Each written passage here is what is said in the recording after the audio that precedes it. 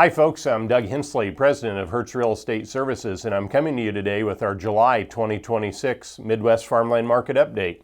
I hope you all enjoyed our nation's 250th birthday party this past week. In my area, the parties and fireworks were noticeably bigger this year as everyone wanted to show their excitement and patriotism and give thanks for the blessings we enjoy as citizens in the greatest country the world has ever known. Our country is not and has never been perfect, but it is fundamentally good, and it's filled with amazing people, businesses, and opportunity. And one of the wonderful things about the United States is our farmland. Here in 2026, a majority of the Central Corn Belt has a very solid crop growing. For the week that included July 1st, USDA rated the current corn crop 67% good to excellent, and soybeans were rated 65% good to excellent. Growth stages in both crops are just slightly ahead of a year ago, although the current condition ratings are just slightly under this same point in 2025.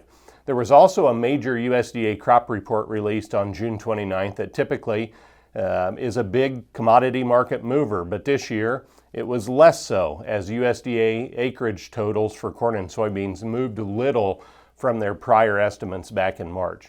As for the Midwestern farmland market, we continue to see and handle sales that seem almost nonsensical when you look solely at the price of corn and soybeans. But as we've talked widely about here, the price of our commodity crops is only one part of a complex equation for land values.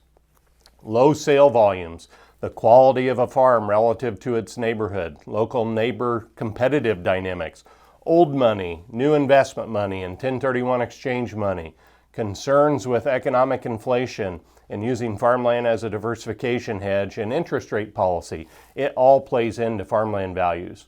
While there is some strong cross-current among these factors, the equation is more complicated than any one of them can explain alone. And it's important to understand that more of these factors are currently land price supportive than not. So that's why we continue to see surprisingly stable land values.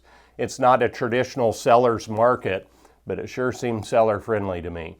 Case in point, over the past 45 days, we have offered and sold a number of farms at public auction, through sealed bid sales, and through private brokerage sales, with many sale prices topping $15,000 an acre, and even getting up and topping $17,000 and $18,000 an acre.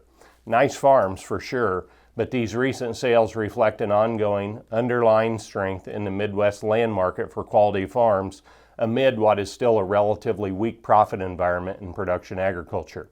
Said differently, short-term circumstances with weak commodity markets have not yet overtaken the long-term thinking that goes into farmland purchases.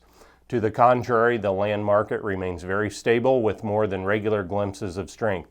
And as summer ages towards fall harvest, there will be additional sales data points to reference and share, including several thousand acres that we will be handling between now and harvest. You can keep up on all of it here or by attending one of our upcoming landowner education seminars that begin the last week in July and will continue into the second week of August all across the Corn Belt.